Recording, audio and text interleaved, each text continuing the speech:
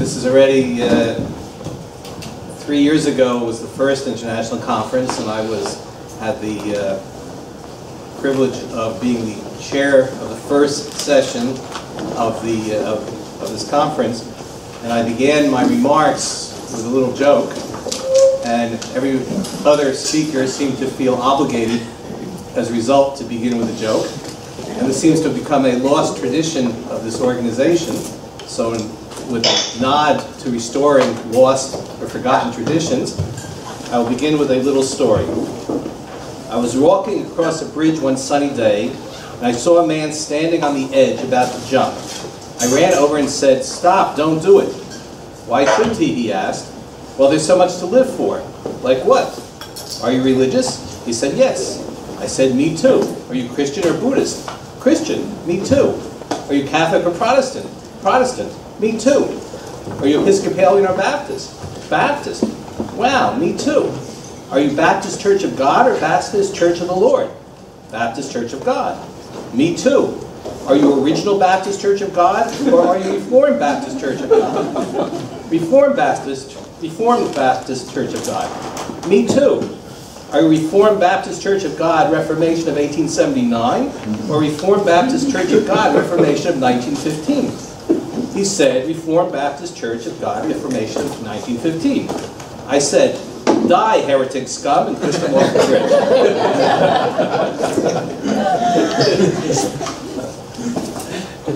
The session today is on elites.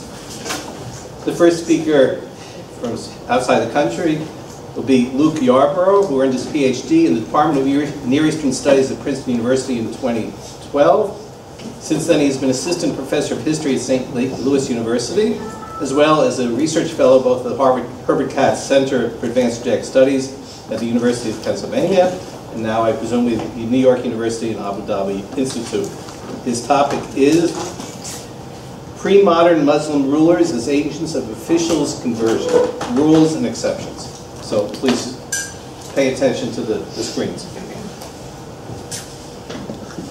I want to thank first the organizers of the conference for having me, even when I couldn't attend in person. And I just want to say how sorry I am not to be there with you in person as I was last year. It is a pleasure, however, to see the faces of so many dear friends and colleagues in the audience. I just want to preface my remarks very quickly by also saying that in preparing this, I decided to err more on the side of trying to address the topic of the conference and of the panel directly, rather than going to those areas in which I have the most narrow expertise. So I hope it will make for good discussion.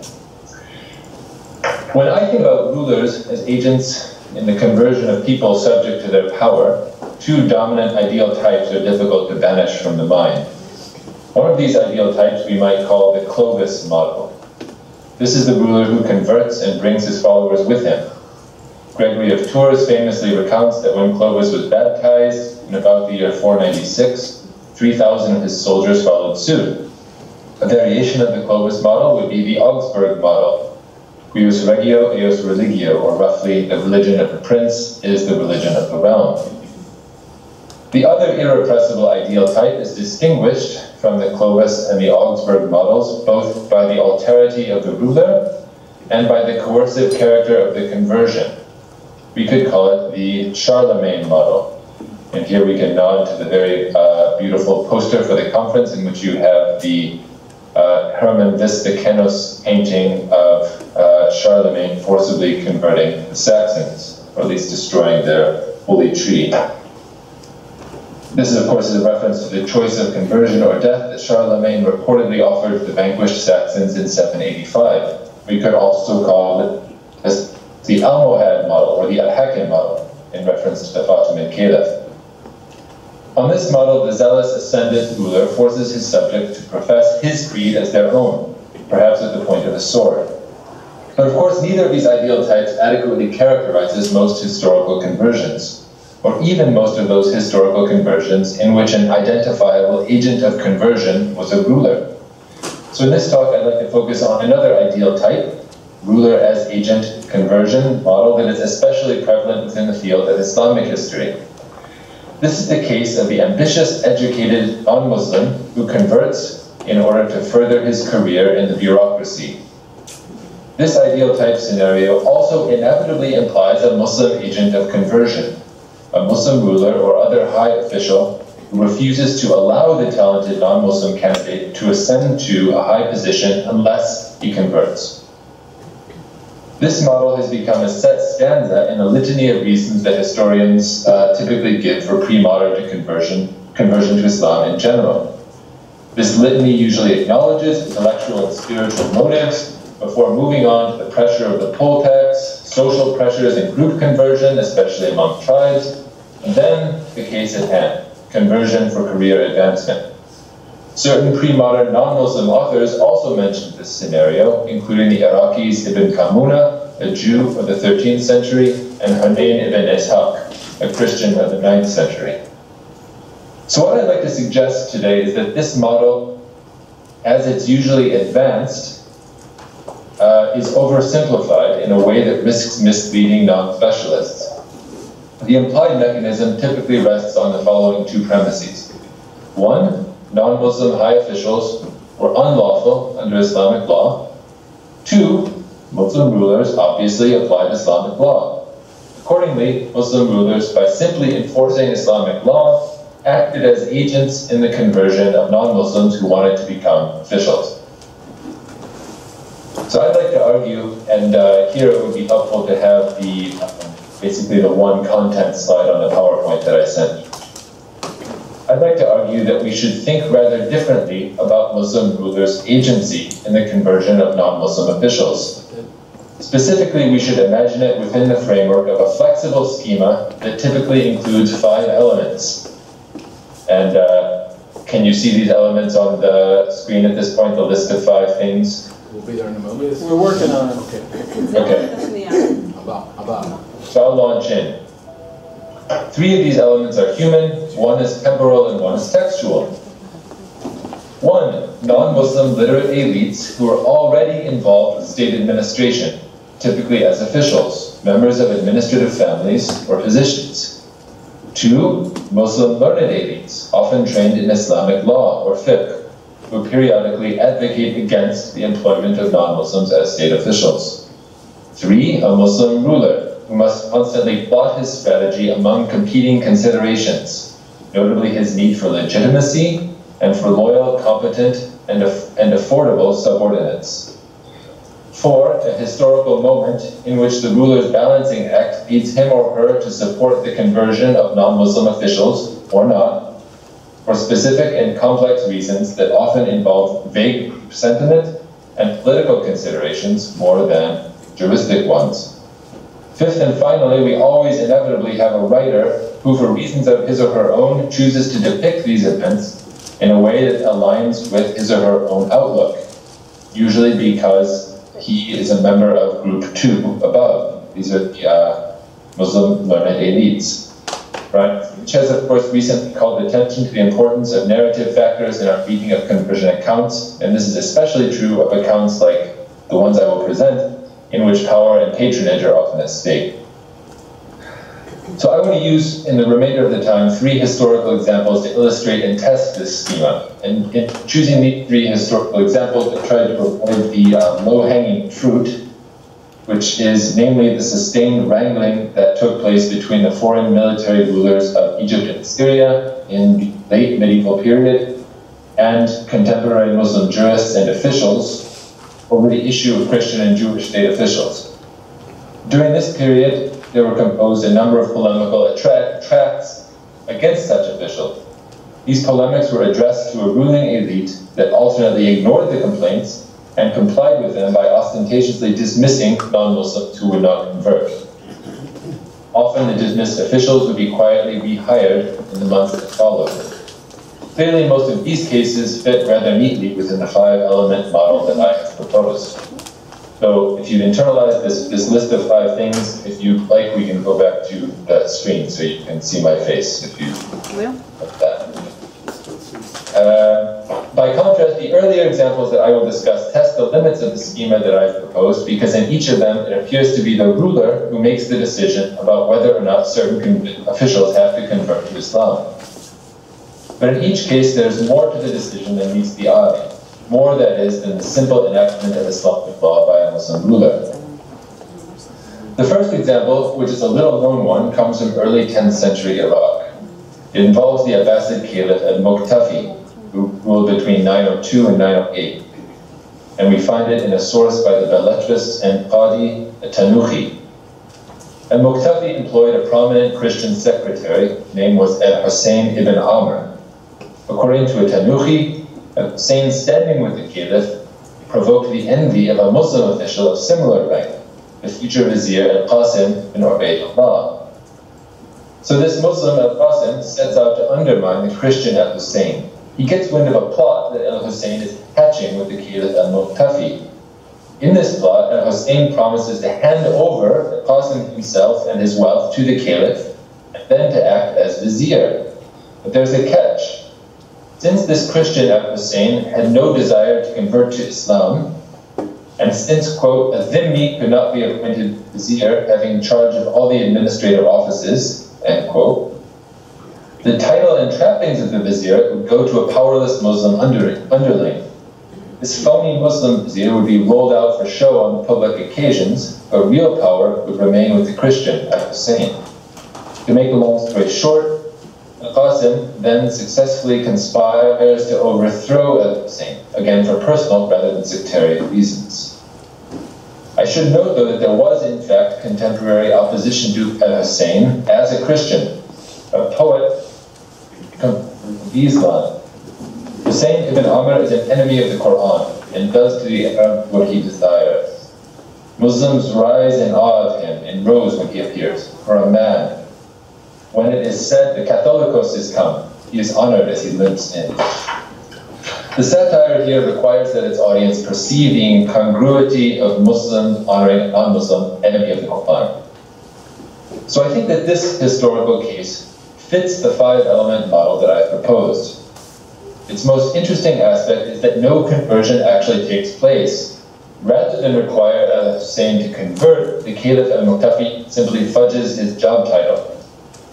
True, there is a vague general sense that a non-Muslim should not occupy the highest administrative position in the whole empire, that of vizier, and the poet does object to his elevated standing as a Christian. But Islamic law is scarcely present at all in this narrative. In the end, the Caliph judged that his need for a trusted and competent non-Muslim official was greater than his need for that official to be a Muslim. Or at least, this is what the narrative of the Belletrist at Tanuhi presents to the audience. It must have been a plausible narrative. The second example is far more well-known. Many in the audience here may know more about it than I do. It involves a famous figure about whom much has been written, Yaqub ibn Kilis, an ambitious and learned Jew who came from Baghdad to Egypt in the mid-10th century, rose within the administration there under the African eunuch ruler Kafur, and subsequently became the architect of the Fatimid administration in Egypt. Ibn Kilis converted to Islam under Kafur in about the 967. Here again, some sources give the ruler a large measure of agency in the conversion. All the sources agree that Ibn Kilis became a trusted official of Kafur, maybe even his most trusted official, before he converted. But at this point, the sources diverge. Ibn al-Sayrafi, Ibn Zulak, and al-Musabbihi, who were all writing in the Fatimid era itself, as well as the Ismaili writer Imad ad-Din Idris, all have Ibn Kilis convert more or less spontaneously on his own, the delight of his master Kafur.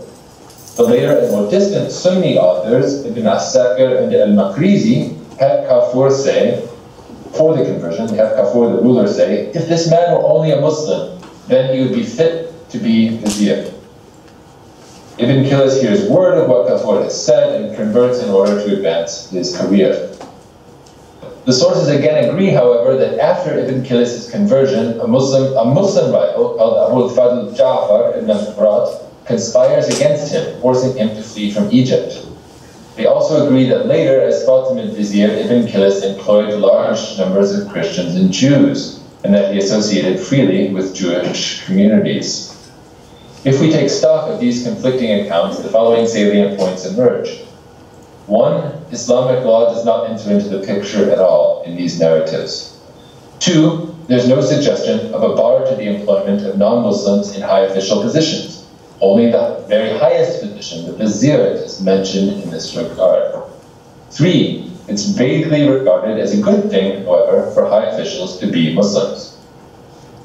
4. The ruler only indirectly suggests the conversion, and that only in much later sources. Never does Kafur formally require that Ibn Kilis convert. 5th, there's a great deal of variation in the narratives of the conversion, so that Yaakov Lev may well be correct when he wrote that it is, quote, impossible and useless to argue about the reason for Ibn Kilis' conversion, end quote. Clearly, later authors had their own priorities and accordingly depicted the event in different ways. What is clear is that if ruler Kafur had any agency in Ibn Kilis' conversion, it was a small and contingent agency and a complex sequence of events. That sequence, however, fits within the 5-element model I've proposed, except it's missing element 2. There are no Muslim learned elites who advocate against non-Muslim officials. The reasons that we can discern for his conversion are a vague notion that it's preferable for the very highest official in the administration to be a Muslim. But for all we know, Ibn Kilis perceived and acted on this notion himself with only scant agency on the ruler's part. In the third and final example I want to give to you, by contrast, the ruler exercises a great deal of agency in the conversion of non-Muslim officials. The setting is early 13th century Baghdad under the Caliphate Nasir. The account survives only slightly later chronicled by an Ayyubid prince. The story goes like this. In the year 1182, the Caliph Nasir issues a command that no non-Muslims are to be employed up to it. The Caliph justifies this decision to his major domo by alluding to a Quranic verse and the juristic language of the existing Islamic law discourse. His major domo, however, objects to the command, saying that if the non-Muslims are fired, then an enormous amount of institutional memory will be lost. But the Caliph insists, countering his major domo's objections with a famous story about the Caliph Omar ibn Khattab that had also become prominent in the Islamic legal literature. Still, however, there's more Muslim opposition to the command. The vice vizier Ibn al-Bukhari intercedes on behalf of a Christian called Ibn al-Ashqar, saying that he's trustworthy and honest. But it's no use. Ibn al-Ashqar is dismissed when he refuses to convert. His son, however, does convert and is duly hired with great fanfare. So this example is truly an exception that tests the schema that I've been trying to establish. Here it is not Muslim literate elites who advocate against non-Muslim officials, while the ruler is key. Instead, it's the ruler who insists on the conversion of his officials despite objections from Muslim literate elites. Moreover, the ruler insists while making constant reference to the Quran and Islamic law. In other words, this case suggests that the traditional simplistic model of a Muslim ruler as law-enforcing agent of a bureaucrat's conversion is not without evidence in its favor. But a crucial feature of this case is that the ruler was an Abbas caliph who was working to rebuild the authority and power of the caliphate against competition from both the scholars, the ulama, and from contemporary rulers such as Salah ad-Din and the Atabegs of both Mosul and the Seljuks. He must have judged that it would be of greater benefit to him to stage a public display of piety by insisting on his officials' conversion. Then it would be to retain those officials' services. In any case, the author of the account concludes with the following statement that demonstrates both how exceptional Nasir's command was and how Muslim literate elites, such as this author, tended to support such initiatives. So at the end of this account, the historian writes, "This act was counted among the Caliph and Nasir's excellent qualities, for no one had ever done this before, nor had anyone but him authorized the like of it." End quote. So to conclude, Muslim rulers' agency in the conversion of non-Muslim state officials is a more complex matter than is usually portrayed. As a general rule, non-Muslim officials presented certain advantages to pre-modern Muslim rulers. Frequently, they guarded valuable institutional memory and customs, specialized in bureaucratic tasks. The military and other public roles were barred to them, and were relatively expendable if the ruler needed scapegoats for unpopular policy. On the other hand, from an early date in Islamic history, one can detect a general indistinct Muslim unease with powerful non-Muslim officials. And from a slightly later date, one can trace formal rulings by Muslim jurists that declared such officials to be unlawful. Muslim rulers who employed such officials thus could draw the ire of contemporary Muslim rigorous competitors. Despite these pressures, Muslim rulers employing non-Muslims as their agents. Both employing non-Muslim officials, as the Caliph and Muqtafi did in our example, and refusing to employ them, as the Caliph and Nasser did, were political strategies, much as converting or refusing to convert were, among many other things, career strategies for ambitious officials. Rulers who required their officials to convert were not mechanically applying Islamic law, but instead pursuing strategies that maximized their own expected advantage. In this talk, I have proposed a general multivariable schema for understanding Muslim rulers' agency in the conversion of non-Muslim officials. And I pose that such agency is highly variable and historically contingent in both quantitative and qualitative terms. Thank you.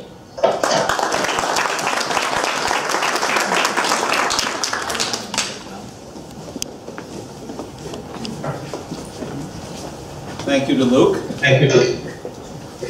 And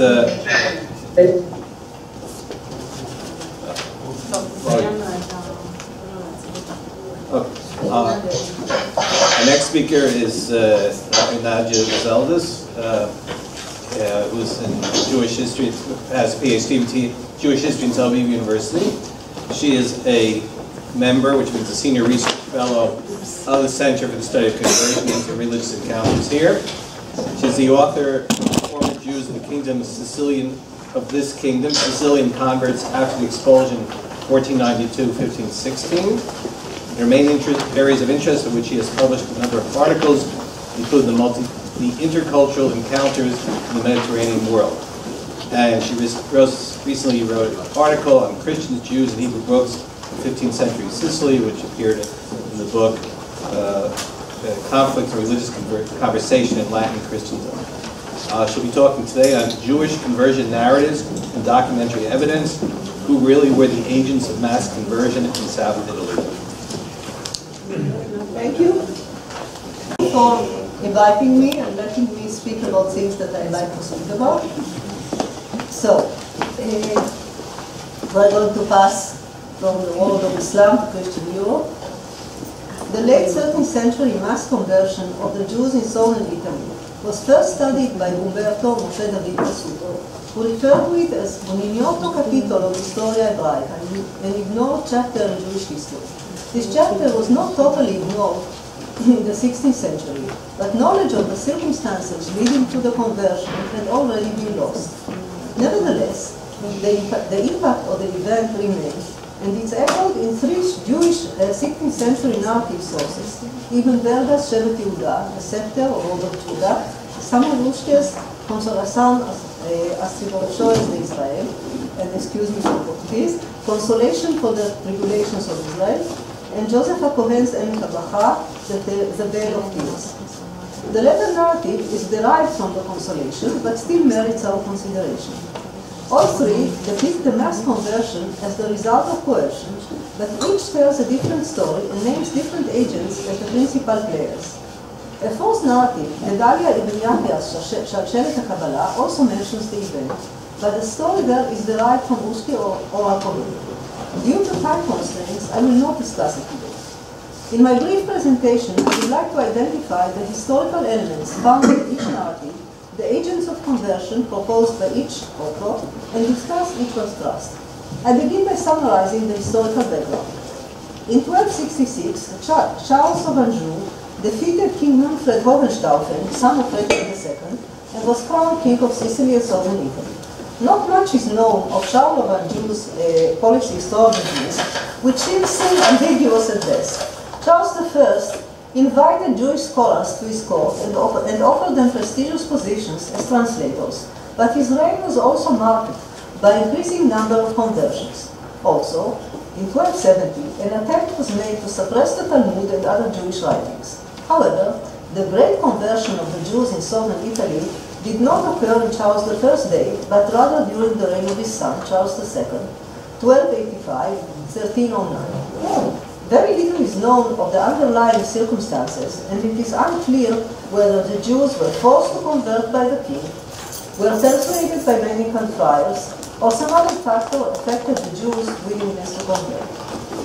A sermon given in 1304 by the Dominican preacher Giordano da Rivaldo offers an explanation for the circumstances leading to the mass conversion.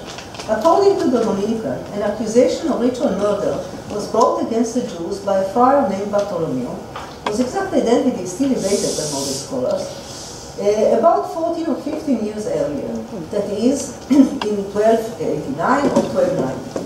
The king then forced the Jews to choose between death and conversion, and about 8,000 converted. In the 19th Shmat, Persecution, Evil Decree, Solomon ibn Verga offers the following narrative as an explanation for what had occurred in southern Italy, and you can look over in the handouts I distributed. In the year of the aforementioned expulsion, that is from England, 1290, two large communities of Naples and Trani were compelled to convert, and most of them did so. And the cause of this apostasy I could not find, but this I've heard from the elders, that a priest quarreled with a certain Jew from Trani and wanted to vent his wrath upon them all. He placed the wood of Jesus, that is a cross, in the garbage of a Jew. Then the populace, filled with anger, wanted to do violence to the Jews. And when the judges heard about that, they strove to save the people, that is the Jews, as they suspected that the priest was behind this. When the judges saw that their forces were not sufficient to resist them, because they were very numerous, they advised the Jews to convert and be saved, as there was no other way. Ibn Verga's Shevet Yehuda, you can see a summary of the story. Ibn Verga's Shevet Yehuda has been studied by many modern scholars, each evaluating Ibn Verga's approach to Jewish history differently. Some see him as a proto-modern critical historian. Others point to the medieval features of his writings, stressing the mimetic traits of the stories and his use of example. Recently, Jeremy Cohen examined Ibn Verga's views on Jewish history, analyzing the author's treatment of the role of the monarchy, popular persecution, and so on. I intend to focus on the above-cited passage without discussing Ibn Verga's general historical approach. Ibn Verga's description of the 13th century conversions conforms to his schematic approach to the evolution of medieval persecutions. A false accusation of a heinous crime committed by the Jews.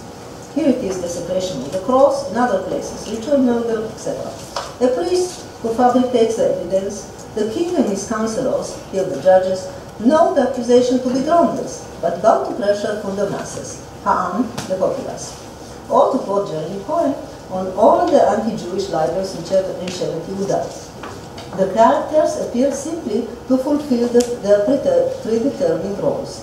And yet, this narrative echoes the information found in Giordano da Rivaldo's sermon, an accusation of a heinous crime made by a friar, in this case a priest, and the king who appears to be persuaded by counselors to take a certain action. The details differ, but the core story is the same. It is possible that Ibn Verga knew this sermon, or perhaps encountered the story in another source, possibly Prophet Duran's now lost Zichron Shmadot, remembrance of the times of apostasies. Who are the agents of conversion, according to Ibn Verga's narrative? Following this paradigm, the agents are the zealous priest, the masses, and the weakness of the ruling elite, the king and the judges. According to Yosef Chaim Yerushalmi's analysis in Shevet Yehuda, popular pressure of the Jews and popular pressure are constantly opposed to the relatively benevolent, enlightened attitude of the monarch and his counselors. Now, before proceeding to the other narrative, I would like to point out that Ibn Verga assigns a totally passive role to the Jews, who apparently did nothing to deserve their fate. A completely different story appears in Samuel Ushke's Consolation.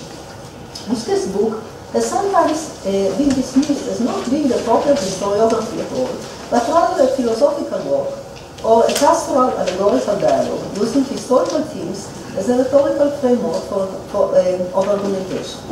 And yet, Musquet's narrative does include some historical elements, and even its ahistorical and apparently legendary elements can be traced to the sources he consulted. As Musquet's narrative is quite long, I will provide a condensed account. The thriving communities in Naples and Trani and in other cities of the kingdom suffered a misfortune far worse than Byron does. As the king was fighting a dangerous war and was near defeat because he lacked funds, the Jews of the kingdom offered him financial assistance, thus helping him in the war. Things went so well for the Jews that they relied upon the favor of the terrestrial and mortal king, imagining that the priests and the people were indebted to them. And so the Lord was provoked to great anger and exile. On his deathbed, the king told his son about the Jews' assistance and made him promise to reward them. The new king took counsel regarding what payment would be proper to give to the Jews, and reached the conclusion that he ought to reward the Jews spiritually by saving their souls and making them all Christians. The king summoned the leaders of the Jews and told them of his decision. The Jews,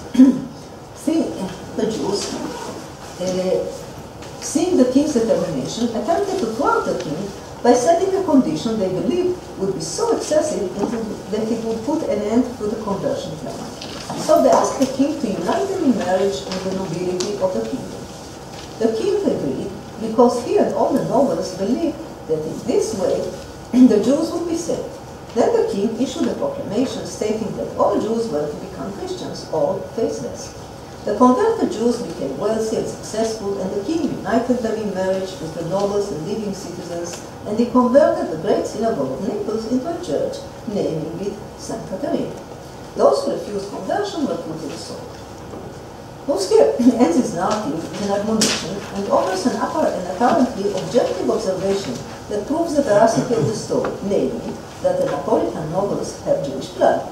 This was one of the most illustrious examples in history of how every Jew must reflect on his situation and realize that his hope must be separated from all earthly hopes. It cannot rest on mortal men.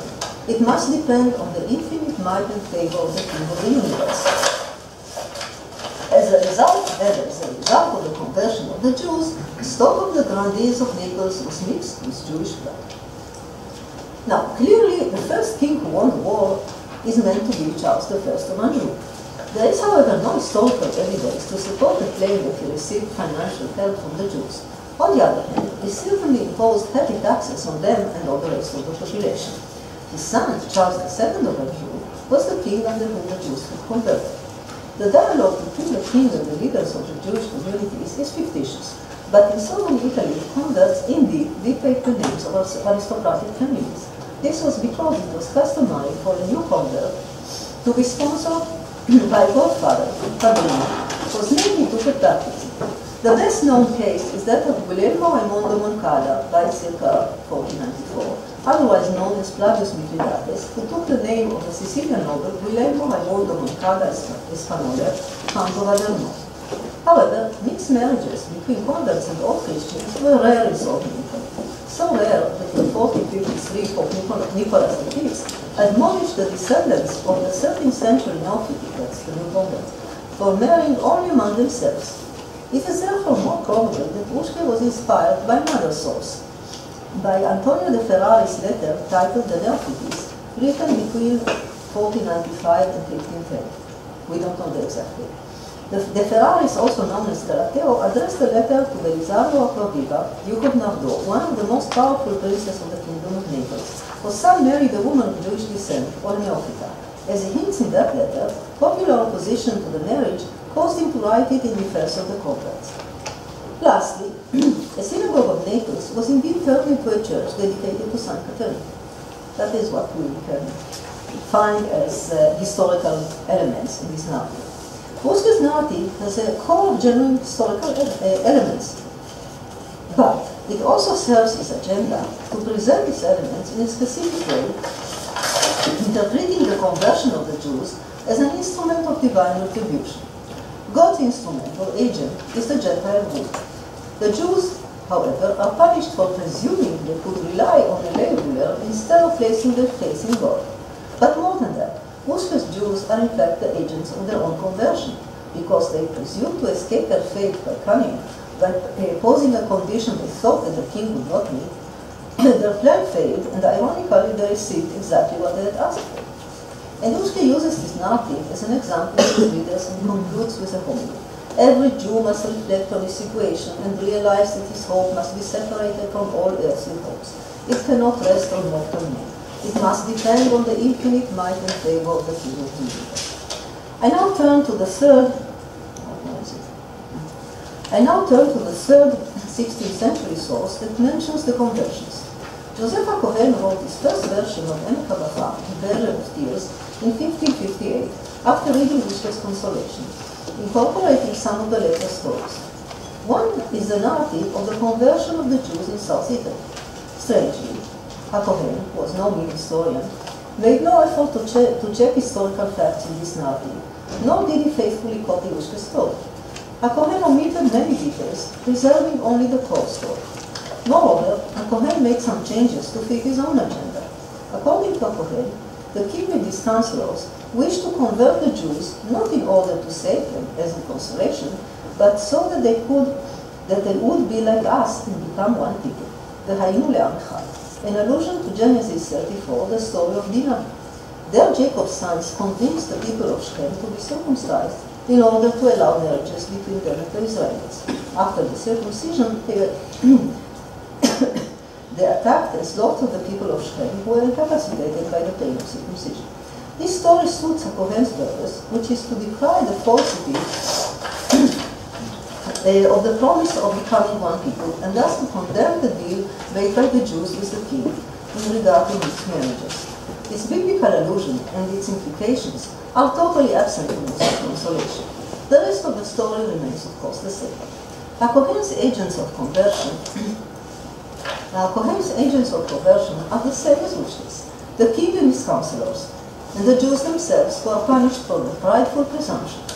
Interestingly, as opposed to Ibn Verga's narrative, no priest or churchman appears as an agent of conversion in the stories.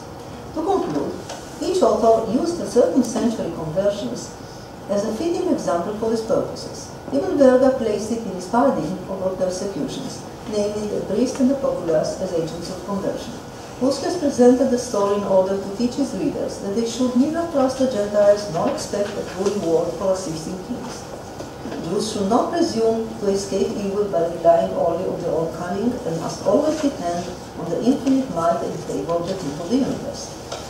Thus, the agents of conversion are not just the king and his counselors who want to save the Jews despite themselves, but also the Jews who pridefully presume to rely on themselves instead of God.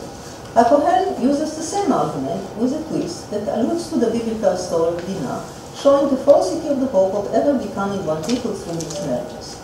Lastly, though all three narratives contain some genuine historical material elements, they were all made to serve the purpose of their authors. Thank you.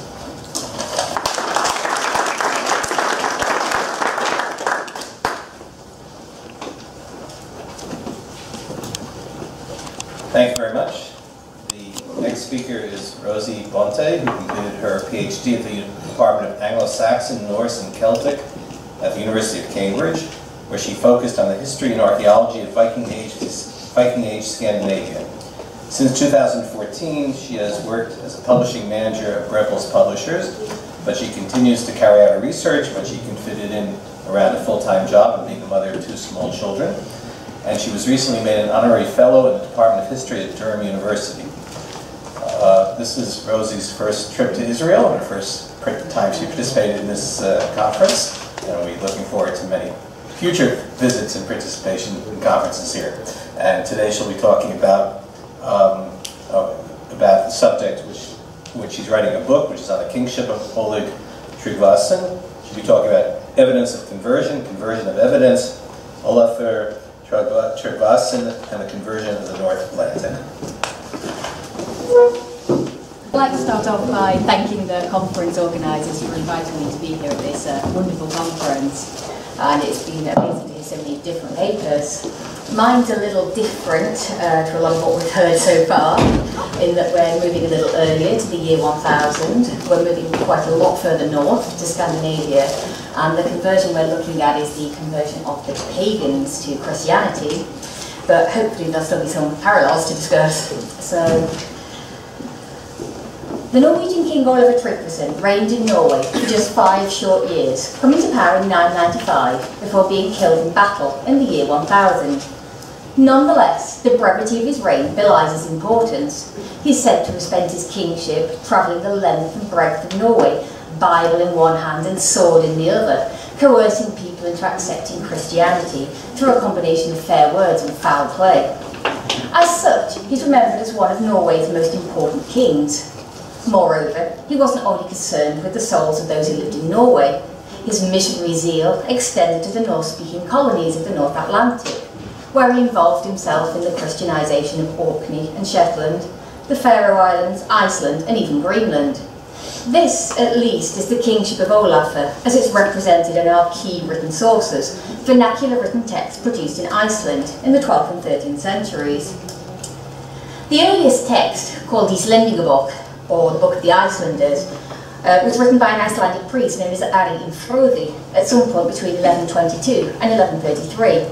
This was specifically a history of Iceland, outlining the country's development from its settlement by Norwegian migrants around 875, through the creation of the Icelandic law codes and the establishment of an Icelandic assembly, or Alþingi, up to the acceptance of the Christian religion in 1000 and the establishment of the Christian church. A century after Íslendingabók, there followed a unique outpouring of Icelandic vernacular narratives, better known as sagas, that offered vivid depictions of Iceland and of the wider Norse-speaking world. Icelanders wrote about the kings of Denmark and Norway, and sagas were written about Iceland's neighbouring colonies of Orkney, the Faroes and Greenland. These texts were almost certainly based on oral tradition, but they weren't set down in manuscript form until the 13th century. What's particularly striking about many of these Icelandic sagas is the central role played by the King of Norway. Iceland said to have been settled from Norway and Christianised by Norway. Icelandic poets immortalised the Norwegian kings in verse, and Icelanders won fame and honour as retainers of the Norwegian kings. And this interest stands out particularly because Iceland was famously a country without a king. It was governed instead by chieftains and through the holding of regional and national assemblies.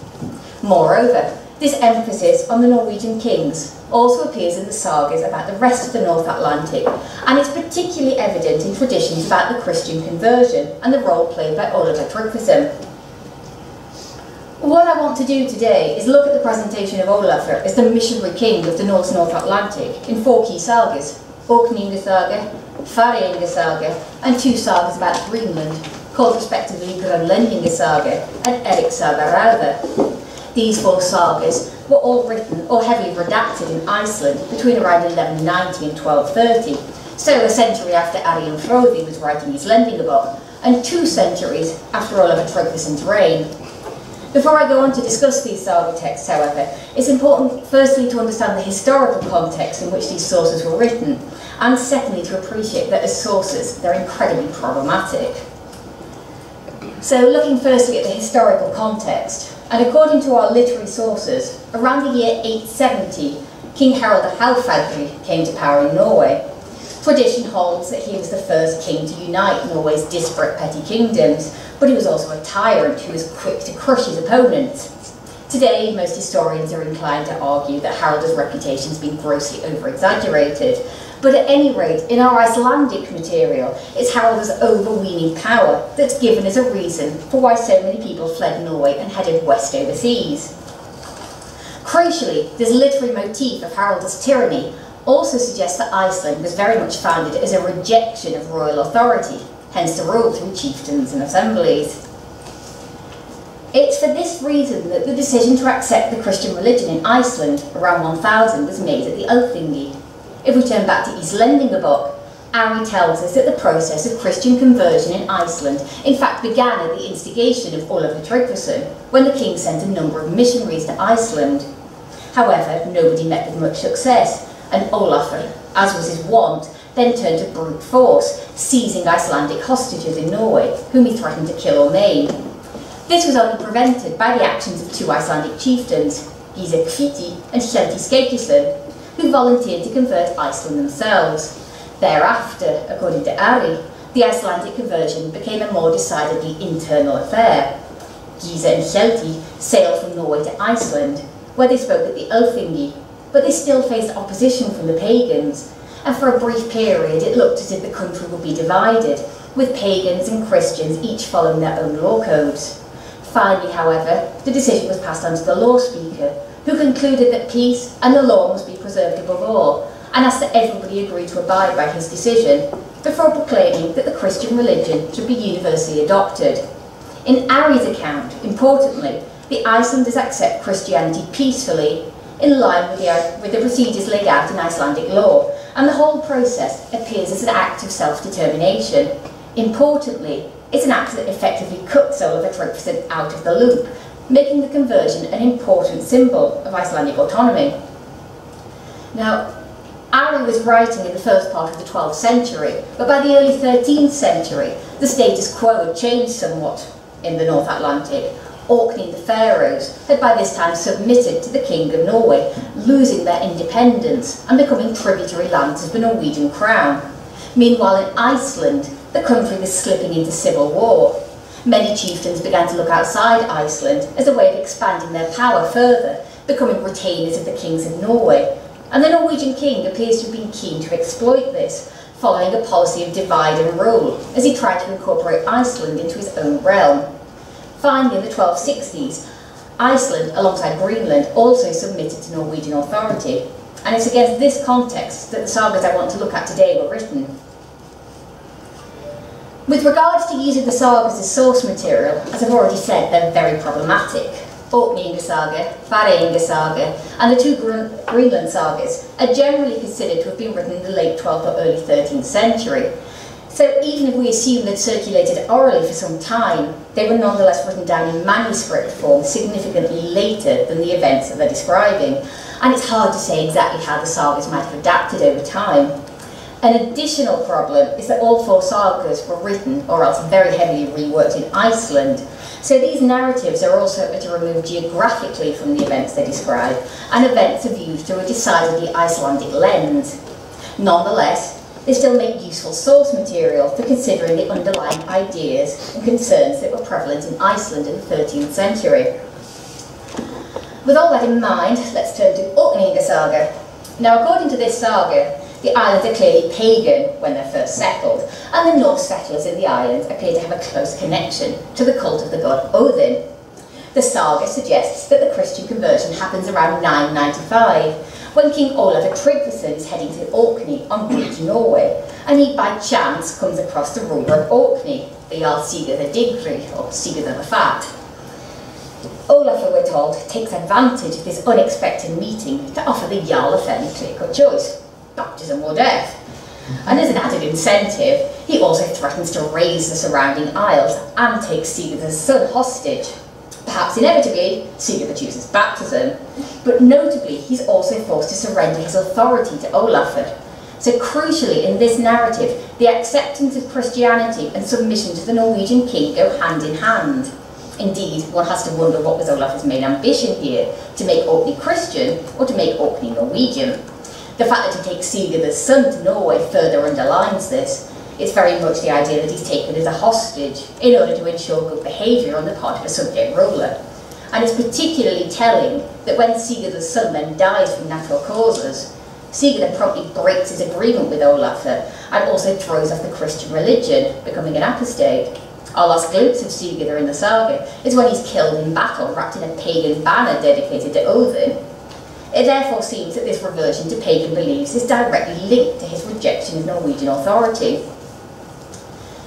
If we compare this saga account to the Icelandic conversion narrative, we can identify a number of striking differences. In Iceland, for example, although Gísir and Hjalti travel home at the behest of Ólafur Tryggvason, the conversion takes place from the inside, with native Icelanders speaking on equal terms to their countrymen and working within the framework of Icelandic institutional processes.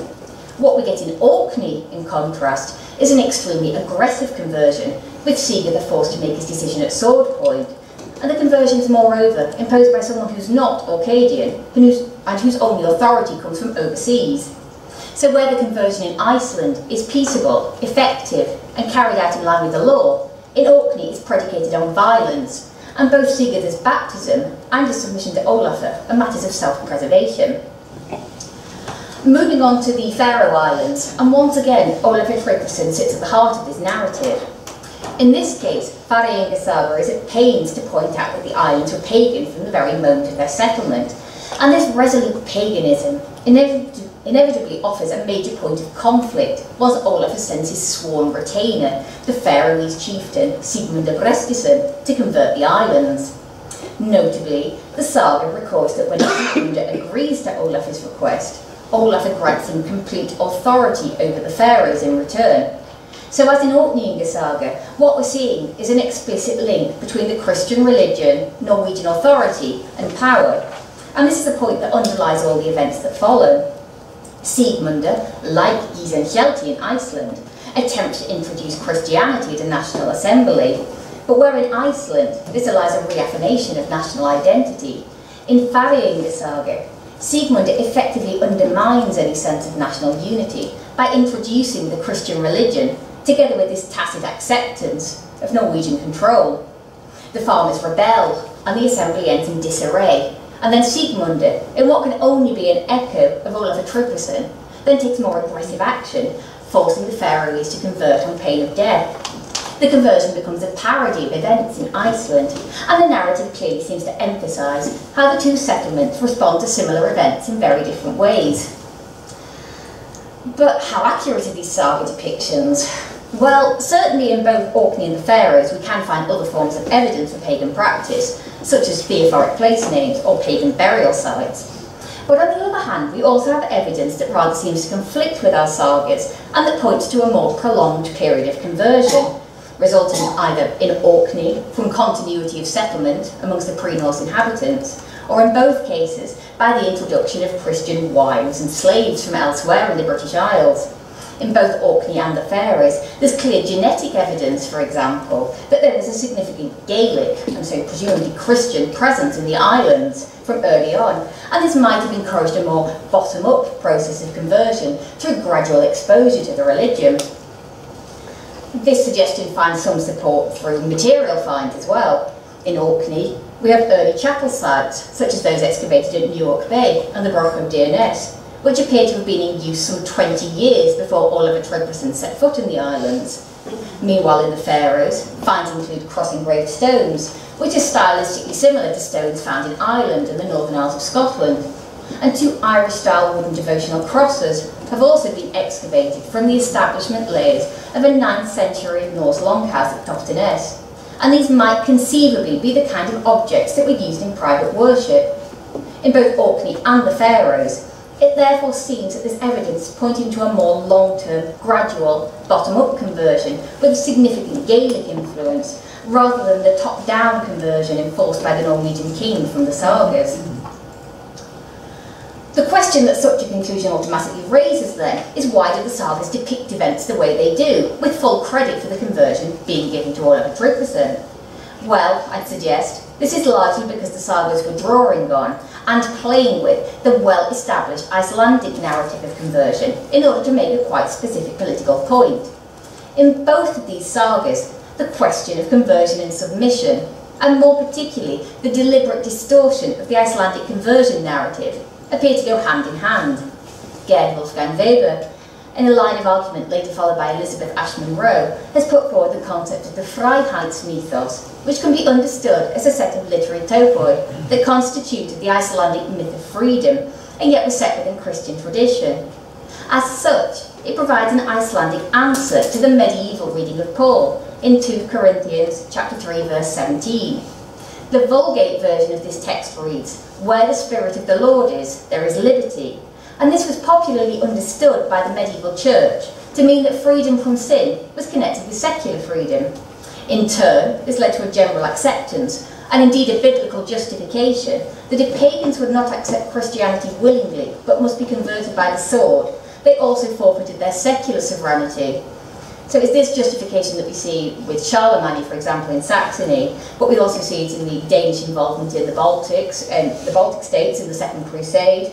It's something we can identify in 13th century papal bulls and the 1249 Treaty of Kreuzberg, for example, as well. In the case of Iceland, as opposed to Orkney and the Faroe Islands, it's precisely this topos that we see in action. The Icelanders choose of their own accord to convert to Christianity, and by following their own laws and making the decision for themselves, they effectively deny Olafur Tryggvason the opportunity to use any kind of violence.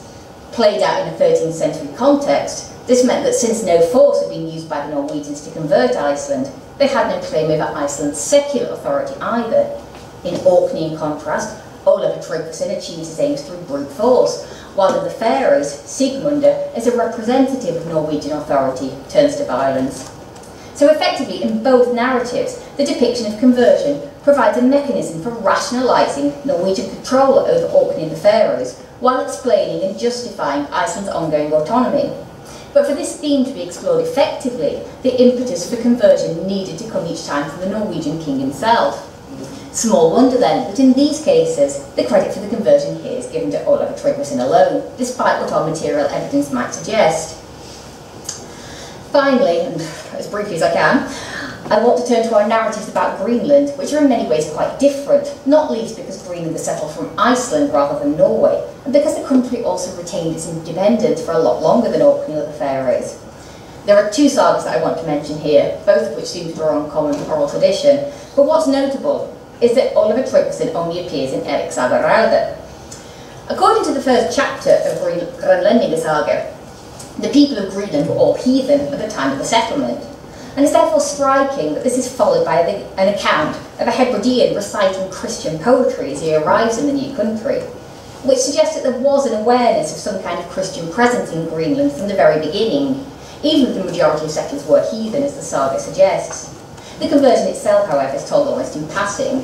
The saga quite literally uses passive form to announce that Greenland's arrived in this country.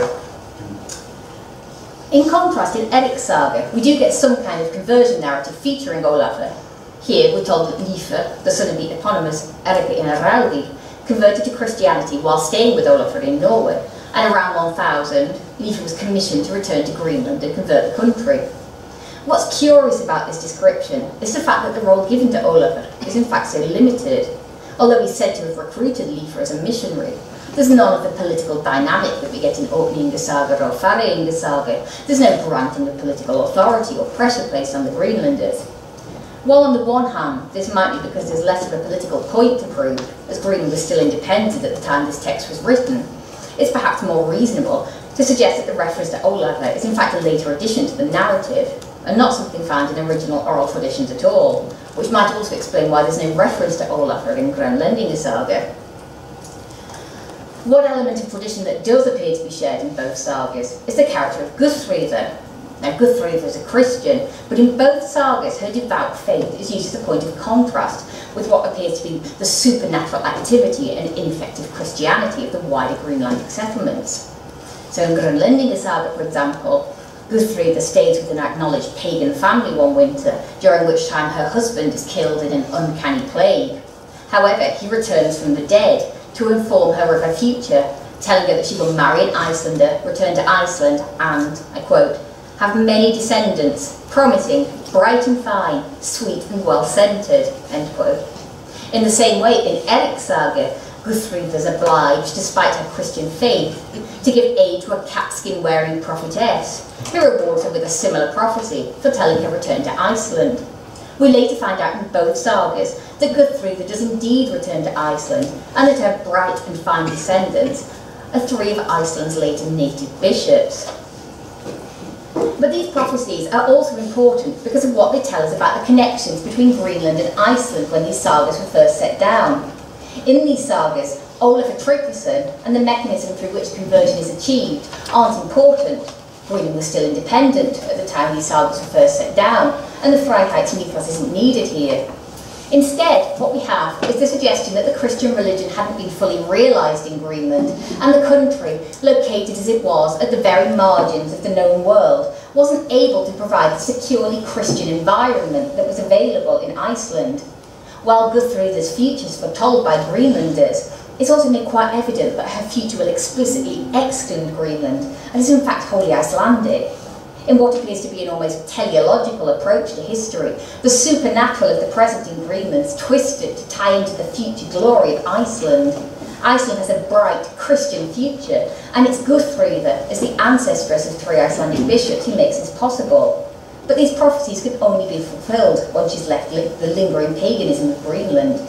From a 13th century perspective, at a time when Iceland's identity was being called into question and the country was descending into civil war, this reminder that Iceland was a Christian country, divinely appointed by God, must have proved particularly reassuring, and it provided a reminder to a country that perhaps feared being dismissed as peripheral, that it did have an important place in the world.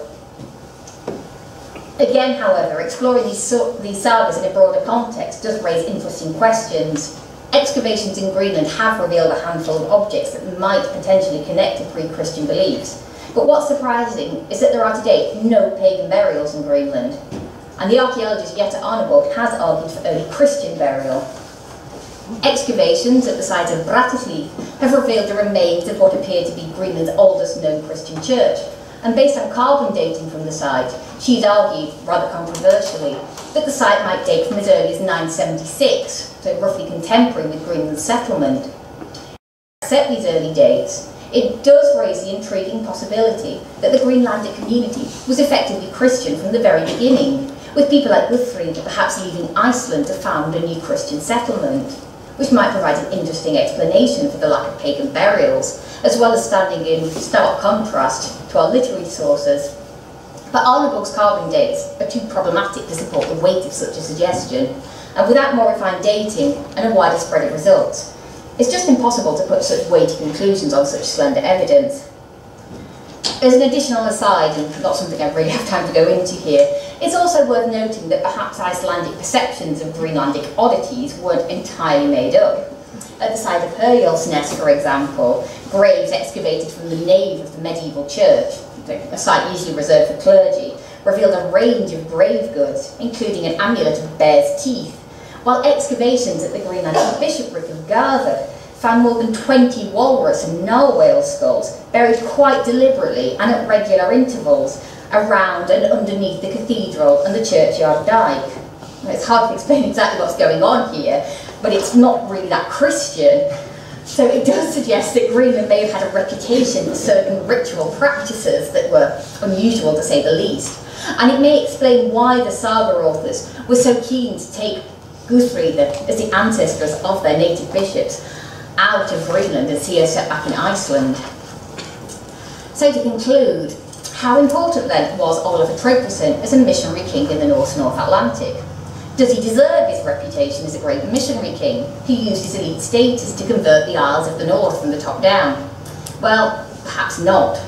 But what is clear is that even if studying these sagas in fact reduces what we know about the real historical figure of Olafur, it does tell us much about Icelandic concerns and interests at the time these texts were written down in manuscript form. The focus on conversion in Orkney and the Faroes can thus be perceived as an important political point that contrasts sharply with the events in Iceland, where the Christian religion was accepted through consensus, and Olafur Tryggvason can be understood as a tool through which the Icelanders could explore the literary topoi of the Freiheitsmythos. In Greenland, meanwhile, Olafur Tryggvason plays a curiously limited or non-existent role, but this is perhaps explicable by the fact that he was a later addition to Erik Saga Rauða, and indeed this would make sense. Greenland is depicted in these sagas as marginal and other, at the edge of the world, in contrast to Iceland, and it's perhaps fitting that its conversion narrative was also quite separate to those of the rest of the North Atlantic. In all 4 cases, however, what we can see is that by the time the North Atlantic sagas were created in the 13th century, literary tradition had diverged from historical reality. These were texts that were produced and reworked in Iceland at a time when Iceland was slipping into civil war and increasingly under pressure from the kings of Norway. And these fellow settlements were seen as analogues, culturally similar places that had already dealt with many of those issues that Iceland was now facing, but which had responded in different ways. The saga texts are thus very much products of a social milieu that at once feared the interference of Norway, but equally feared being dismissed as peripheral and irrelevant. and that found it irresistible to test these concerns by playing them out against a different backdrop. Set in a context that was at once familiar and yet different, close enough to be easily understood, but far enough to be removed and external and other to Icelandic society. As a result, these sagas and the role awarded to Ólafur Tryggvason enabled the Icelanders to create a narrative of Icelandic uniqueness at the very time when this uniqueness appeared to be coming under threat. Thank you.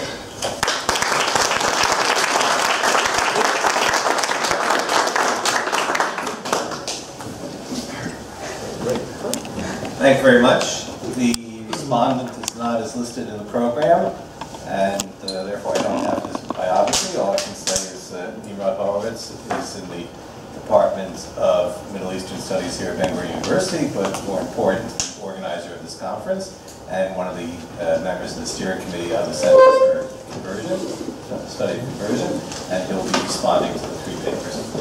Thank you.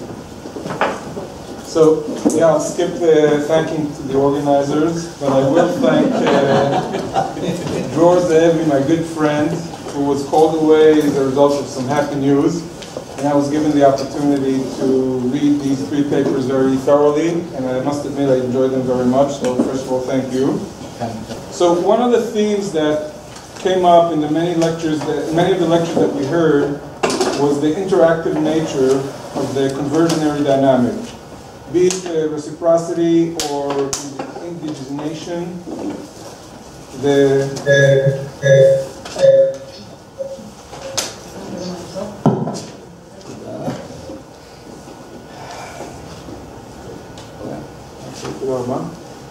give and take and the negotiations of sorts was an essential element in the process of conversion. In the 3 papers that discuss elites as agents of conversion, we learn about the political interaction between the elites and the general populace. Though some might expect an uninterrupted flow of influence when discussing the elite's agency of conversion, this is hardly the case. And I would like to emphasize, conversion can rarely, if ever, be understood in terms of acts performed solely by the elites. It must be seen as interaction between elites and the rest of society. In the 3 papers to be discussed, we learn of several patterns by which elites and masses interact in the dynamic of conversion. And I'll start with Luke's paper because he sets out the various formats in a very effective way, in my opinion. So we hear from Luke, who's discussing Muslim historians that present historical accounts about Jews and Christians who convert to Islam. His discussion sets up the different, what he calls ideal types, or we can call perhaps patterns, in which the leaders interact with their subjects. And the first pattern, the ideal type, the ruler or the elite forced conversion, and he gives us an example, I think it's a Nasser, where the leaders or the rulers are involved heavily in this dynamic and basically threaten one of the people that work for them and so on. In the second pattern, we can see a situation in which the elite or the leadership attracts converts. In other words, in this situation, the elite is not actively necessarily doing anything, but is actually just there, and it's very attractive, and somebody wants to belong to it, and then just their mere presence triggers this dynamic. And these individuals or groups want to improve their career, their status, and as a result of that, they convert, and even Kilis was given as an example of this kind of dynamic. And in the third, we see maneuvering. In other words, there is a situation where other forces, sometimes they'll be from the masses, sometimes they'll be another group in the elite, demand the conversion of the official, and as a result of that, the leader or the elite has to maneuver in some political situation in order to either accommodate this or to ward it off. I mean, there are different results in these situations, and the example of Hussein ibn Amr was given for this kind of format. So what Luke does, I think, very convincingly, is that he demonstrates that rulers do not merely apply the law. The ruler is not somebody that sits on top of the hierarchy and enforces law blindly with force and without taking into consideration the will or the interests of his subjects. And Luke calls this, rather, instead of law, he says we're talking about political strategies here. And obviously political strategies, for the most part, require taking into consideration the interests, the motives, the resistance of the public that is being converted. And I would argue that this is a typical case of political interaction. So we can call it political strategy, of course, but from the perspective I'm trying to show it now, it is a form of political interaction. And then we move to Nadia's article. And Nadia's article falls very well into what Luke called the forced pattern. And we're talking here about the forced conversion of Jews. And in this case, it's the Jews who write a moral tale about how their brethren were forced to convert to Christianity. And I think that this article raises a number of interesting points. The first is that the king is forced to force the conversion. Okay, so we've got a situation here where a number of zealous priests fabricate evidence against the Jews. As a result of that, the angry masses place pressure on the ruler to convert the Jews, and a weak king succumbs and forces the Jews to convert. And immediately the question comes up, so who is the agent, who is manipulating whom, and so on. And this is very much a case of a bottom-up situation that emphasizes that conversion, at least in this case, is a flow that goes in two ways. This is exactly the kind of case where we can see an interaction taking place rather than some kind of top-down command that... That's one narrative. What? That is one narrative. Yes, yes. No. I'm choosing the ones that are convenient for mine. Isn't that obvious? Okay. And this, of course, reminds me of the debates that took place decades ago about popular culture and who influences whom. And I think that most historians that I know would conclude that cultural influence flowed in both directions. So this is conversion is a specific case of this kind of dynamic. Now, there's an interesting twist in Nadia's descriptions, and that is that the Jews are the agents of their own conversion. And that the way they write it, it is due to their immoral behavior that they bring upon themselves this catastrophe. And I would just add here that this very much reminds me of the biblical motif that comes up over and over again, that the Jews really, their conduct is actually their own unmaking, and that appears in the Bible over and over again. And then we move to Rosie's article. Again, for the most part, not necessarily cleanly, but for the most part, this falls into the pattern of forced conversion, where a case where Christians from Iceland or other areas in the north offer myths about their conversion to Christianity. And here we see that there are, within this framework of forced conversion, there are variants. So in Iceland, they were threatened by King Olafur, and as a result of that threat, the Icelandic chiefs take command, and they bring to their society, and as a result of that, the society falls apart and actually almost slips into a civil war, and that is when the public comes in with the law speaker, if I remember correctly, and they decide whether to convert. So here we have an interesting situation where there's a threat and there is actual use of force, but at a certain point we see the people playing a crucial part, making the decision to convert. Again, this kind of give and take, this kind of flow in two directions. And in Orkney and Faroes, the inhabitants are basically forced to convert. At least the story goes that they were just simply forced. There is none of that give and take. But in this case, it fits what Luke said in one of his cases that there are specific cases where we see that the presence of the ruler is extremely powerful and very forceful, and as a result of that, we can talk about disproportionate weight that's given to the ruler rather than the people. So what we see here is a situation in which Olafur and the inhabitants of different regions reflect different forms of forced conversion, which on the one hand, on part of the spectrum will be the people's decision to cooperate with the rulers, and on the other hand, they're just slipping into it without actually making a stand or making a decision. And if I will summarize here, it will be that be it Muslim historical accounts, or the Jewish moral tale, or the Christian political myth, the narratives of conversion cannot be understood if the elites are seen as acting alone while the masses are passive.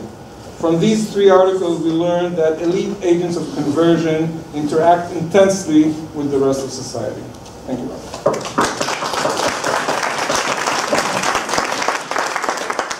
Thank you to the speakers, the respondents. We have plenty of time for it.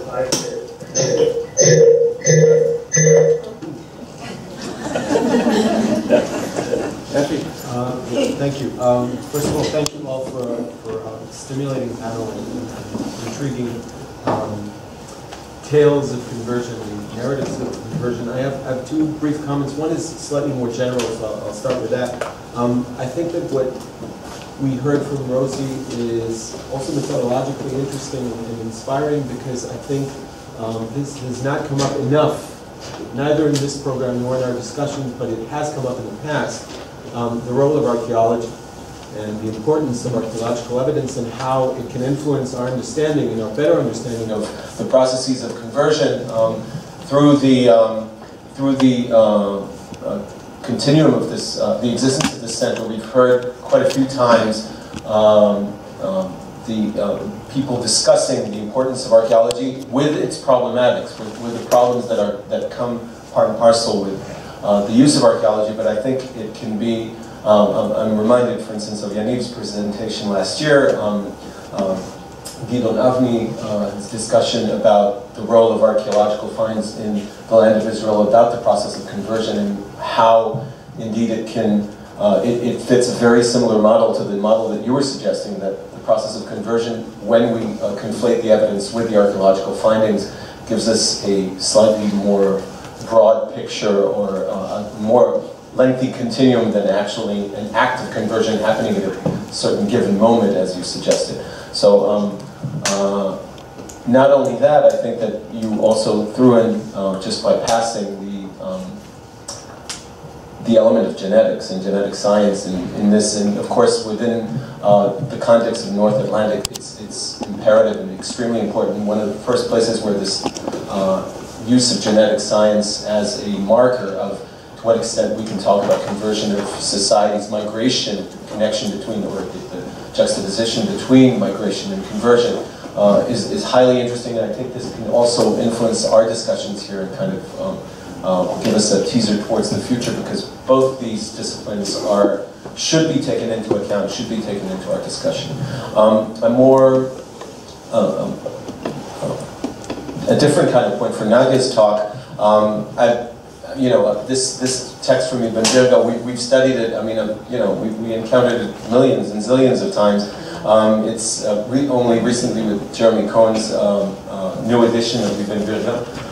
And I was struck by the fact that this is the first time that I noticed that the story about, and I would want your opinion on this, the story about this framing, the story of framing the Jew for putting the cross in what you put here as the garbage. This is not garbage. They didn't put the cross in trash. They put it in a privy. Ashpa in Talmudic Hebrew means a privy, and we're talking about putting it in excrement.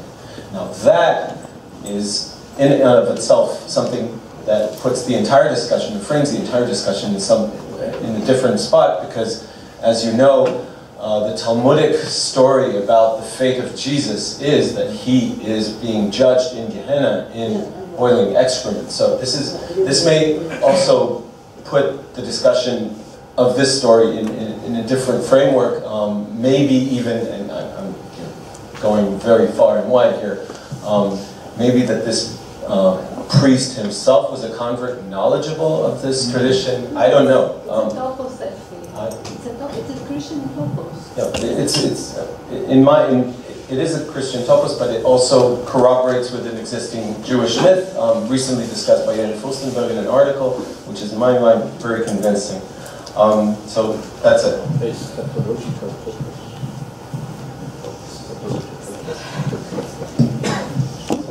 Someone responding?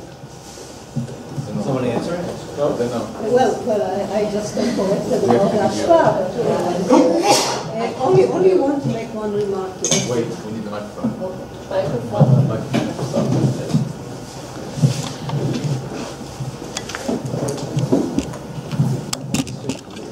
I would like to answer Effie. It is true that I didn't notice the connection, which is obviously very important, but we still have to remember that this is the narrative of Nimrod. It doesn't mean that it is what really happened. Well, the closest thing that we have to what really happened is the sermon of Giordano da Rivalto, which mentions ritual murder. So we have to keep that in mind.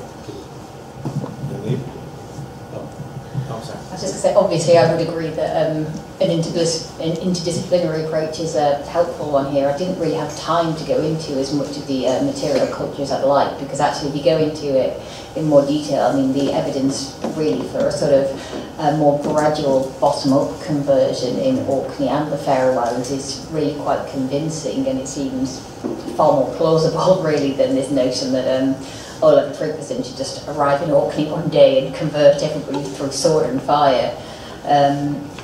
So I think really what we are seeing in these cases is very much, there should be more emphasis really on the fact that an awful lot of people were brought over to the Faroe Islands, for example, or there was already a native population of Gaels in the Orkneys. You're looking at slaves, you're looking at women who were sort of grabbed from these islands as wives of the settlers.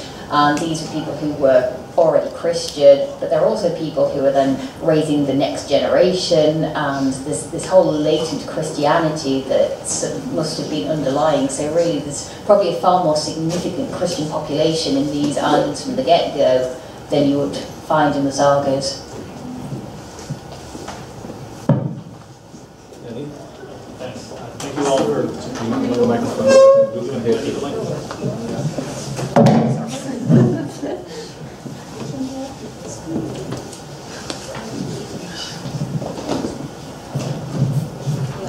So, thank you all, of course, for fascinating papers. Also, it's just such a joy to have somebody who's just a bit closer to my chronology. Effie started off with something that I'd like to ask you, is to ask you to expand on the genetic nature of these movements. But also, you describe the codification of this narrative as being primarily oral and then written, and I was wondering if you would consider foreign literary influences also, because the dynamic between Olafur and Sigurdur is very reminiscent of the Frankish Frisian narrative, where they convert as part of political pressure and then rescind their conversion once the Carolingians are off their backs. So, is this something that you're considering at all, literary influences from other political spheres? And also, you depict Icelandic conversion as primarily political, royal. And I was wondering what the mechanics of this conversion look like. Are they primarily episcopal, diocesan, or are they monastic? Is there any presence of monastic communities in the islands in any capacity? And finally, I don't know if this is a silly question, but you just described the dynamics between Greenland and Iceland, and Iceland being the promised land and Greenland being some sort of an antithesis. And I was wondering what role does the admittedly later settlement of Vinland play in this dynamic? So a lot of questions. Thanks. Just making a note of everything to remember to go through.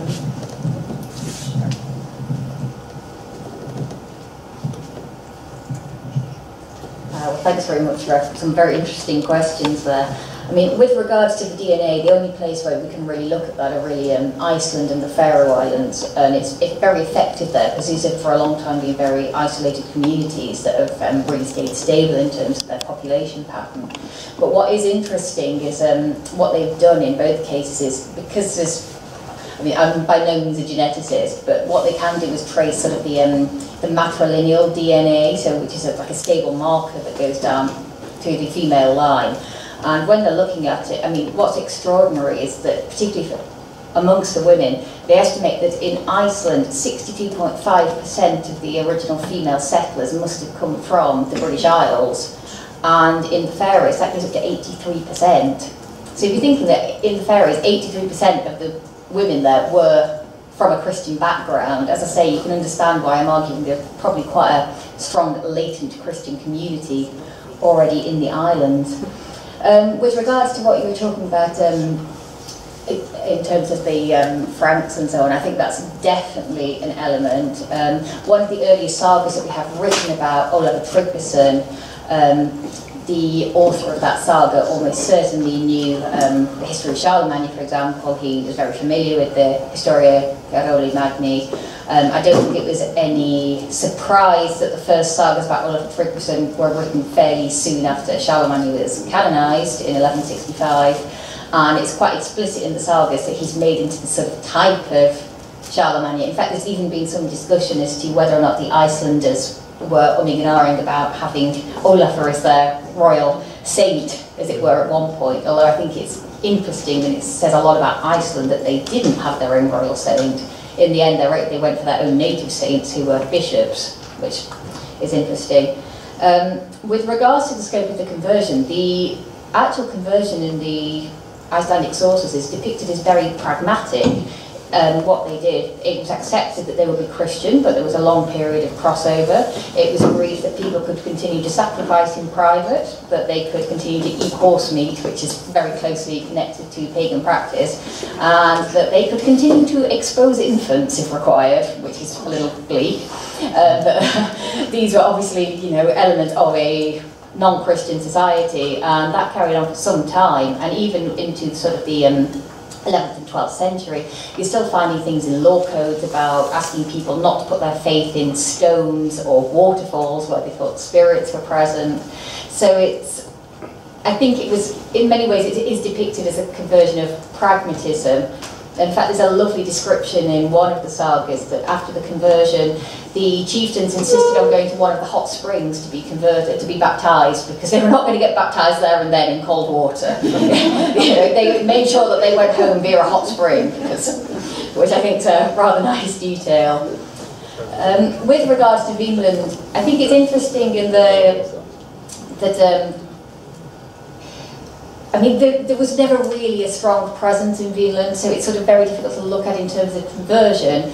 What is interesting is the way that the Native Americans and so on are depicted in the sagas. I mean, they're very much, the Norse call them Skrælingr, which sort of translates as scrawny or wretched.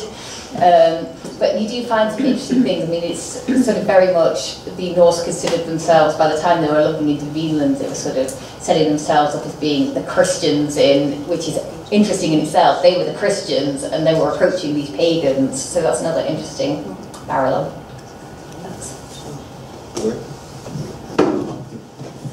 I'm going to stop. Against the microphone, let me just note that in Iceland they're eating horses again. So secularization of Iceland is silent. So my question or my comments are referred to Luke's talk. This is just, I mean, the cases that you brought up, some of them are, you know, we know about them, and I like the way you've broke them down and analyzed them. But as you were presenting your points, a few thoughts came to mind.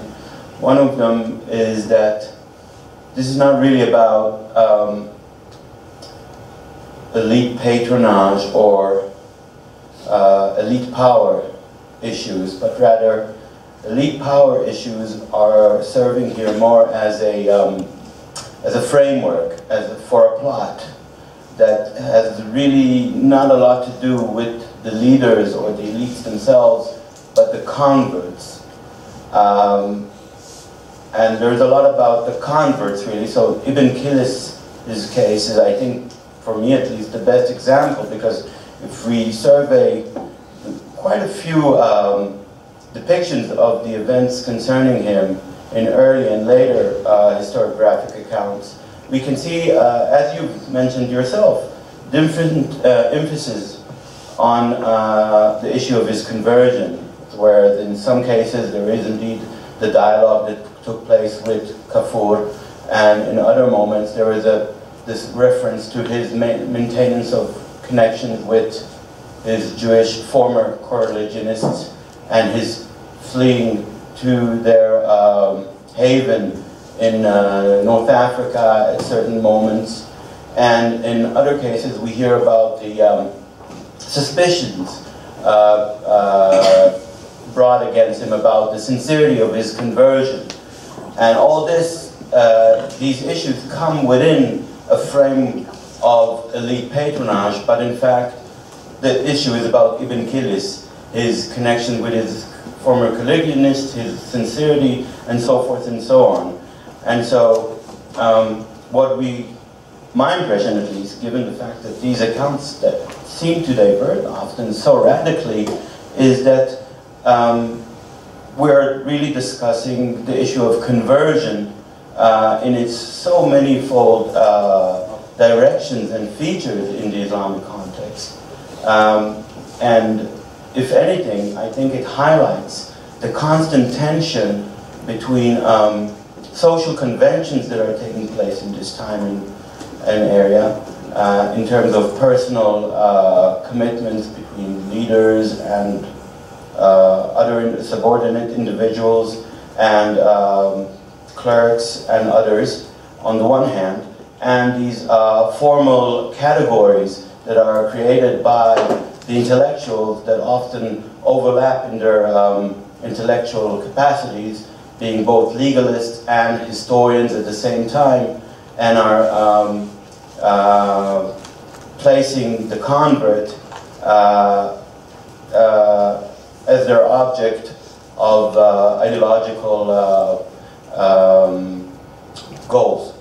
Finally, I think all of this, once again in this conference and in previous conferences, highlights the fact that, at least with regard to Islam, but I suspect in other contexts as well, this category, this term, conversion, is too sweeping, is too generalized. And I don't think it can be evenly used when we're talking about the social conversion of Ibn Kilis into the Islamic fold as a political and social entity, or the spiritual conversion of Ibn Kilis, who tries to make a point about his piety later on and the sincerity of his convictions. And there are other levels of affiliation to the Islamic fold. And therefore, I think it once again underscores the need to really, what do you mean when you say conversion? What do we mean when we say conversion? I think it's all the time in the middle of the room, and it's insufficiently approached.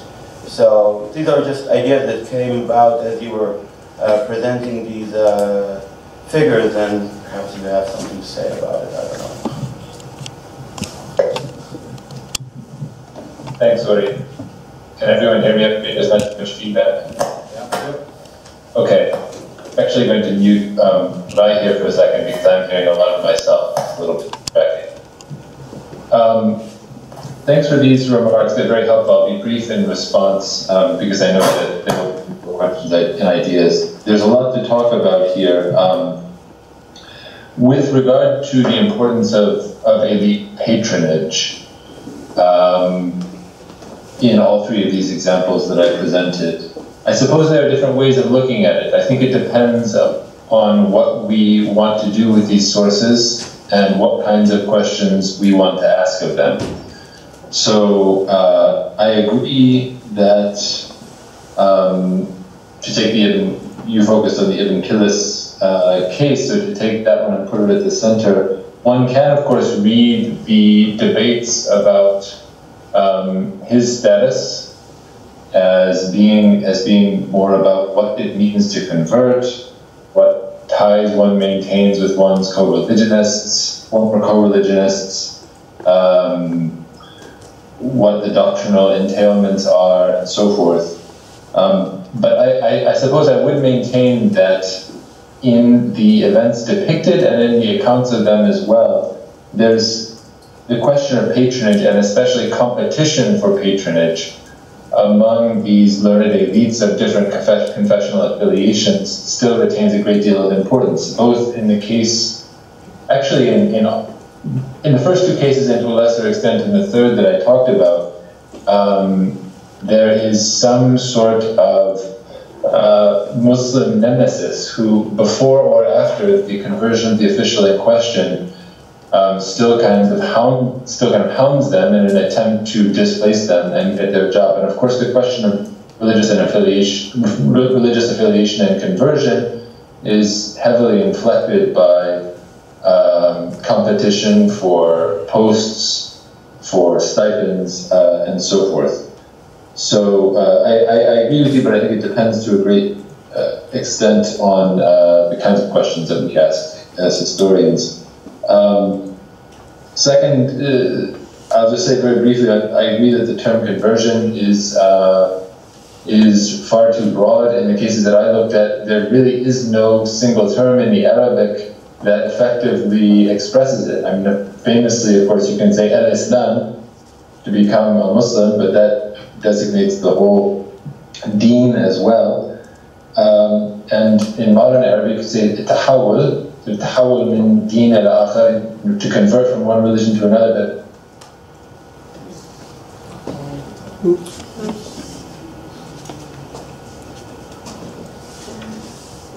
That's a modern calque, and or to Islam. And the last thing to say there, I suppose, just to reinforce your point more than anything, is of course the reminder that Ibn Kilis was thoroughly socially integrated and politically integrated into the Egyptian administration even well before his conversion. So I agree that we need more sort of finely tuned terminology. Okay, thank you, John. Yeah, I had a question for Rosie, which has to some extent been answered already, which had to do with the genetic evidence, but I think I'd like to still know a bit more, which is the gender politics here. I mean, obviously what you're saying is that women are much more likely to be from the British Isles, from a Gaelic background.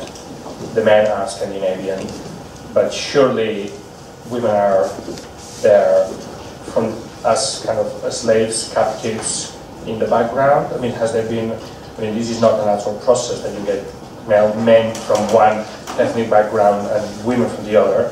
So there should be something going on there in terms of gender politics. I guess I could summarize my question is, are these conversion narratives about male conversion primarily? Is that what really matters for the, well, there's a female figure in the case of Greenland, which would suggest something else. So I just, that was the question.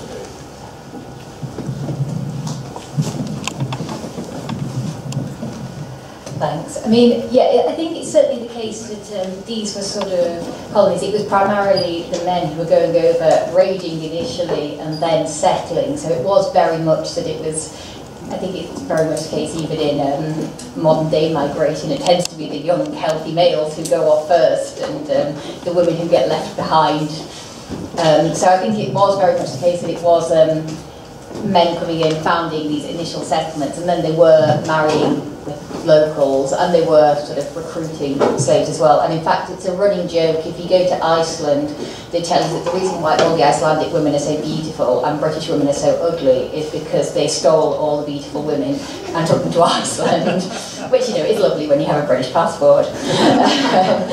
But just with regards to that, I think it's, I mean, we do have, I think it's interesting just thinking about Guthríðr, because what we are told in the, certainly in Eric Saga Rauða, is that her father was actually a Hebridean slave who was then freed when he arrived in Iceland. And so I think it's interesting that if we look at that, he obviously raised her to be Christian, and that's one reason why we see Guthríðr as a Christian. And there's a lot of cases where some of the earliest converts, I mean, again, looking at Eric Saga Rauða, we're told that Erika didn't want to convert to Christianity, but his wife converted very early. And her grandmother was actually, if we look through the genealogy, was actually an Irish princess. So again, you're sort of seeing these links between the British Isles and later Christianity within the Norse-speaking areas. I think it's always going to be the case that a lot of the narratives, just because of the way they work, it's focusing on, well, certainly a male king coming in, and it's talking to chieftains who are invariably male, but there are a lot of women in the background within these sagas, and a lot of them are Christians, so it just seemed to sort of, to an extent, fit with the genetic evidence. The question then is that what matters in terms of Olaf's role is that he's pushing the men to convert. We're saying women were very Christian perhaps, but maybe that didn't make such a difference if the men didn't convert. I think it's because it's political, and as is often the case with historical politics, it's the narratives come down to the men. It was the men who were in charge. Sadly, if women had run the world, maybe things would have been different. But I think it's because they are political narratives, and you're looking at elite. You're looking at the elites, and it tends to be the chieftains. I mean, this is a day and age where, you know, people are living and dying by the sword as well. Men are having a much sort of more important role in politics. They are the leaders in the islands, and, you know, you don't get queens in this day and age really leading the country either. You know, so I think it just comes down to the politics of it. This is a question for Nadia, but also an extension on a point that Nimrod had made. And that is, and I'm going to sound a bit like a one-trick pony here, I fear, but I was reading through this description of the second case, and I was struck by the language of gift, favor, debt, especially of the first description. The second one much less so. But, you know, this seemed to be a story of, one, beware what gifts you give to the king, because it can turn out very badly if you get it wrong. And it extends on Nimrod's idea of people being able to be their own undoing. But when you look at this, it's almost as though the politics here are potentially a dispute over what exactly constitutes a proper gift, and what happens when a king feels himself in debt to not just his own people, but a particular segment of his own people with whom he may have some kinds of other tensions. And at the same time, points out that these other, you begin to wonder, so what exactly is the logic by which the Jews decide they're going to lay their possessions before the king in the context of this war?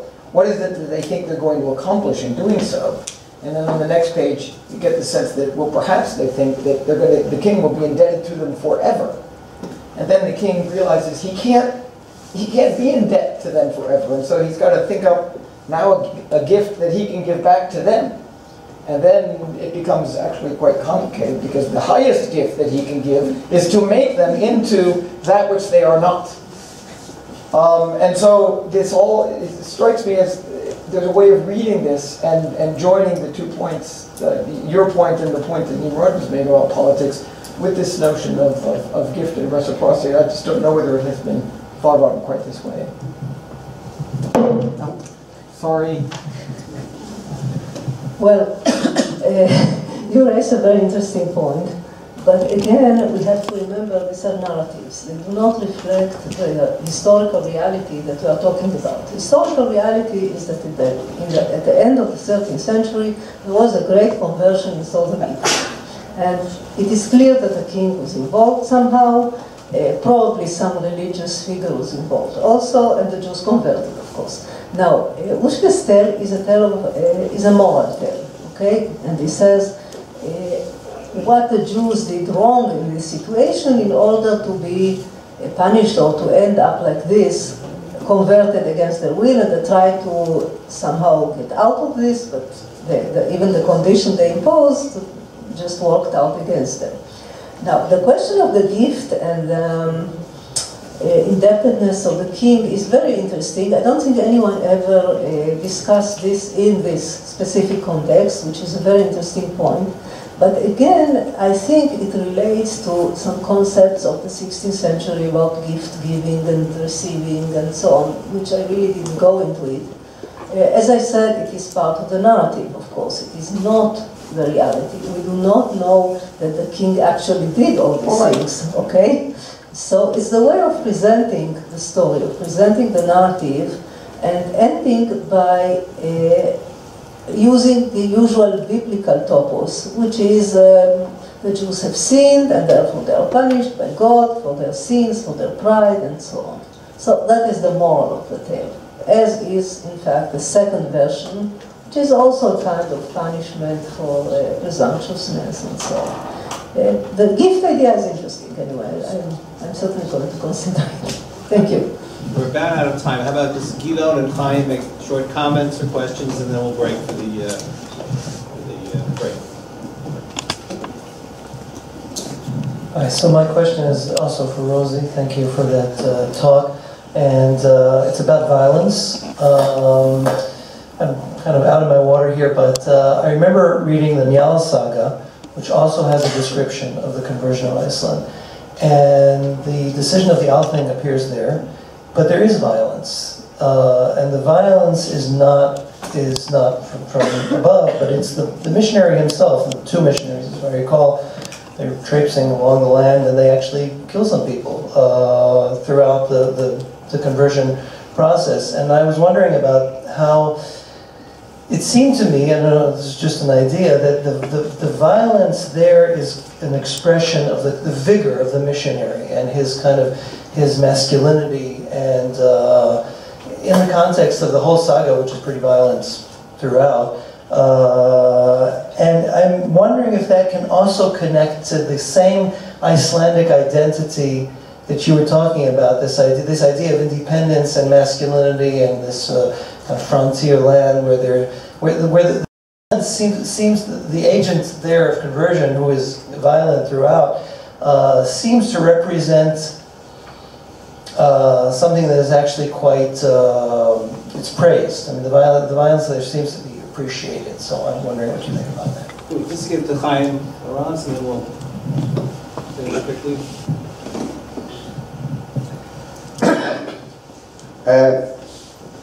Firstly, to Dr. Bonte, I mean, one also has to remember not just who wrote the sagas, they were men as well, and authors seem to find themselves interesting even if others don't. And I think the gentleman on the wall there got it right, that the elephant in the room is everybody seems to be using the word, talking about conversion, and everybody's talking about it as if it's clear what it is, but I'm not sure it is. And the whole notion of false conversion, that makes sense. Gentlemen and ladies, something's going on here. I suggest one needs to know one's own vocabulary before one uses it. Rosie, if you want to answer about violence. Yeah, I mean, Njál saga is an interesting one. It's actually, Njál saga was written, if we accept the general datings, it was actually set down in manuscript form in 1270, which is actually after Iceland had submitted to Norway. So in a sense, the argument I'm putting forward here about the Freiheitsmythos has by this point already been sort of rendered null and void anyway. And I think Njalssaga is also looking more generally. There's always been this concept in a lot of Icelandic literature that with law shall the land be settled.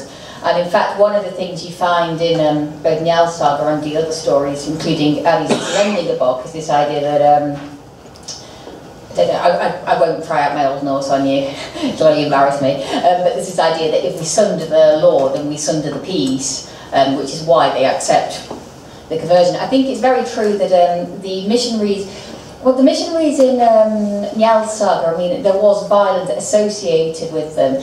It's interesting, actually, we trace the missionary Þrangbrandir, who's the missionary sent over by Ólafur Tryggvason, is that the Icelanders, in a lot of the earlier sagas written before the submission, he's actually shown to be, he does use violence, but it's rejected, and we have the Icelanders in Norway, Gísir, Hviti and Helgi Skeggisson, they tell Ólafur Tryggvason he was not Icelandic and he didn't know how to behave amongst our people. What you find in Njalssaga is he's presented slightly differently. The violence there is never explicitly associated with the missionary, interestingly. We get a lot of sort of vague pronouns, but it's associated with his Icelandic followers. And on the one occasion when he does get into a fight, it's with a berserker, and we're told that, first of all, it was good that he killed the berserker, because I don't know if anybody here is familiar with the concept of this, but it's quite a pagan concept in Icelandic literature.